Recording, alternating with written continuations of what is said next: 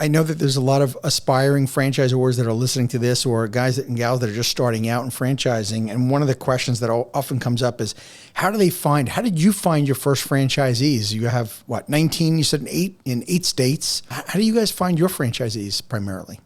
Most of our franchisees currently are coming through our relationships with consultant networks.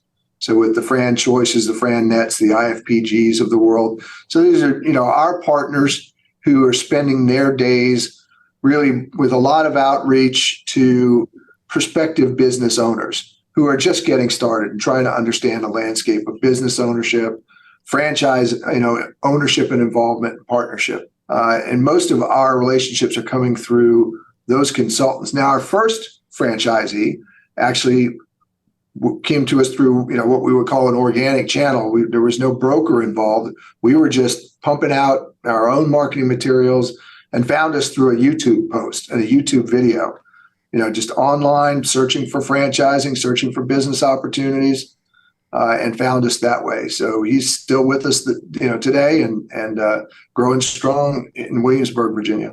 I love those needles in a haystack franchisees. Kind of what it's like. Yeah, exactly. The thing that drives people to us as much as anything is the connection with Heroes First that we talked about, that mission-based component and, a structured way to give back to the community and to connect within the community is what most entrepreneurs are looking for. And they want a turnkey, proven concept that they can rely on. They want a support system that keeps them from having to scratch the earth themselves and build everything up from the ground up.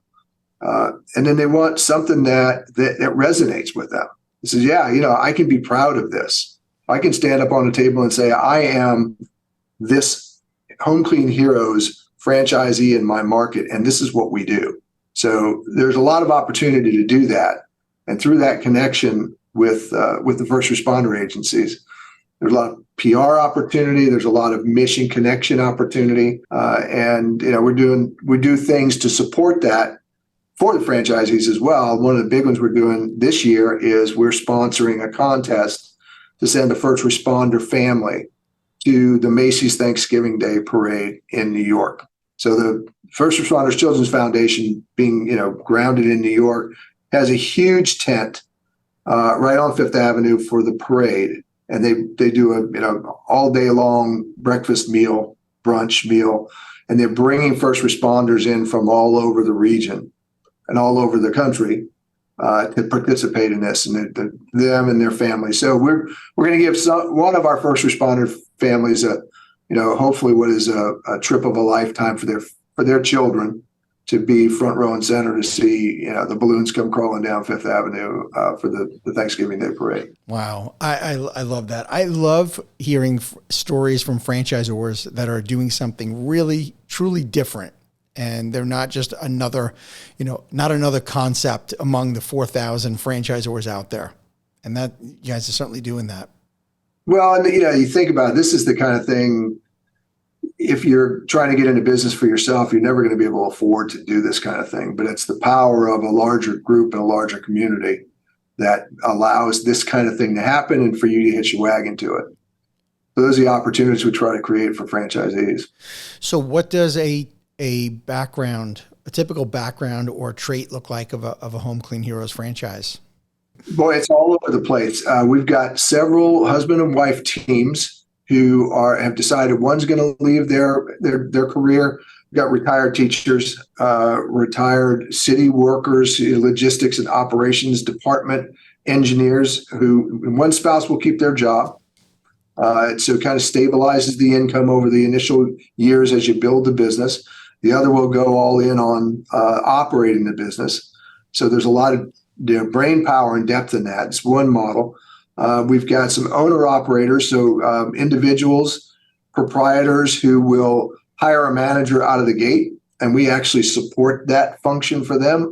We will recruit and vet the candidates and present the top 3 candidates from our experience to an owner, so that we know already that manager that they hire is approved by our team and capable of running the business.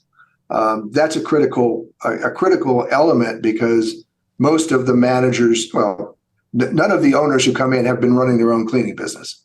Most have not actually run a small business. They've operated, as part of a larger business. They may have some financial or some sales or some operational background, but not, in the weeds like they'll be as an owner. So it's good to be able to hire the person who has that kind of expertise in to help them with it. We've got several military veteran couples that are, either veterans or both our new franchisees in Santa Clarita, California, both military veterans, one Army, one Navy. I don't know what they do in December when they play, but they can figure that out themselves. But a lot, it's the Heroes First angle appeals a lot to veterans as well. So it's a very diverse group. I can't tell you what the similarities are in their background. The similarities in their personalities are they're passionate about building a business for themselves. They're very customer service oriented. They want to be able to do a great job for their customers, and for the most part, they understand and want to build a strong employee-based culture too. And that's something we work with them. That's really critical for our business. I mean, from the businesses that you've run and you've built, you're not going to be doing the work. Your teams are going to be doing the work. So they've got to feel like a part of your business and a part of your business family in order to be successful and in order for you to retain them. Oh yeah. It takes a village to build the company for sure. Yeah. Go back to something earlier when you were talking about the manager run locations. So did I hear you right that you guys in the home office actually help source managers for the franchisee? We do. It's fascinating. So as part of the model, we allow what we call the manager run. Some will call it a semi-absentee model. Some businesses don't. The reason why we are comfortable allowing is because we require within our agreement that we approve that person. So we know what the capability is, because you look, at the end of the day, my job is to make people successful. My job is to put them in positions where they can be successful, right? So I've got to make sure if they're going to rely on somebody to run that business, that we've got a good feeling about the manager that we're putting in place. So it's worked very well. One of my, so I've got a brand team. One of my franchise business coaches also ran our local operation here in Virginia for 3 years. So she's got the experience of being a manager and looking through the eyes of the owner of the business. She spends most of the time interviewing, doing the initial interviews for these candidates, so that she can say, here are 3 that I would hire. Of course, it's the franchise owner who's going to be doing the hiring. It's their employee. But in that case, those people are already approved and qualified to run the business. It's a big advantage.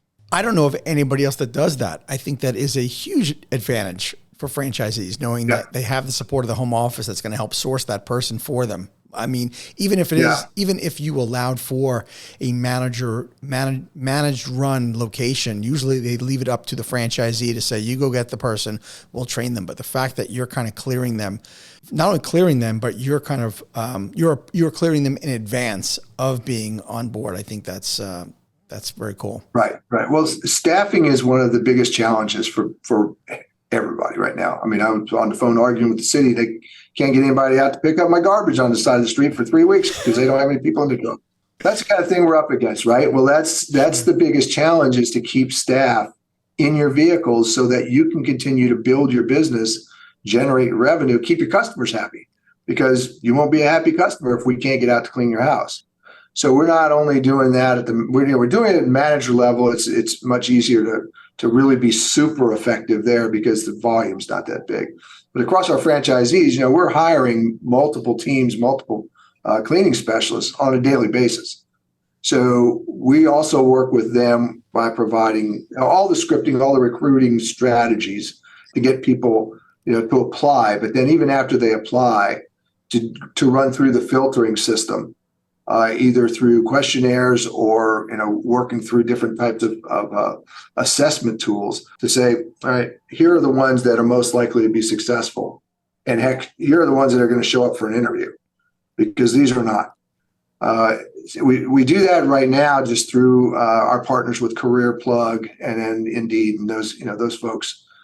But we're also working with another AI company and a whole chatbot system that will be able to handle all of this conversation and application process so that it really works on both sides for a franchisee. We're going to bring the qualified candidates to you. You do the interviewing, and then you're going to hand it back over to the system, and they're going to do all the processing to get them back on board, and then show up for training on training day. So it's this is a big thing. If you're a franchisor like we are, and what you need to do is make your model bulletproof and make sure your franchisees are successful, you've got to find the trouble spots, right?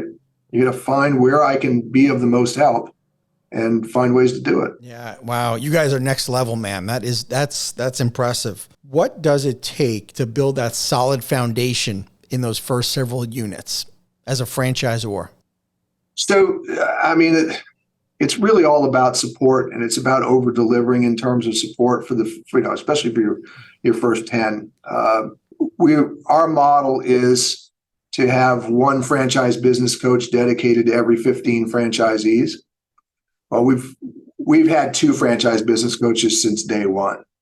So we're always going to have been over delivering in terms of support and availability for franchisees. So it's really hand holding, but it's a two-way street, because we're learning how to support franchisees at the same time. We've got some experience in that, and obviously with Buzz, we've been doing it for a while. But you're learning a different model, and you're learning where, what we've just been talking about in terms of employee recruitment. That wasn't a hot spot 5 years ago, before COVID and before, things like Uber Eats and, everything that is within the delivery chain right now took a huge chunk of the labor force away. It wasn't that hard to find people. Now at the critical advantage to be able to find people. So that's where we spend our time, looking for the ways we need to define critical advantage. Thank you for tuning into the Emerging Franchise Brands podcast. For additional insights, guest applications, and to stay connected, visit us at efbpodcast.com. The Emerging Franchise Brands podcast is for entertainment purposes only, and the views expressed do not necessarily represent those of Emerging Franchise Brands, its host Frank Fiume, or Emerging Franchise Group, LLC. Any discussed franchise or investment opportunity requires thorough investigation, obtaining proper disclosure documents, and expert consultation before making any investment decisions. The podcast and its host do not offer professional advice or endorsements, and they hold no responsibility for actions, representations, accuracy, or consequential damages related to the podcast content.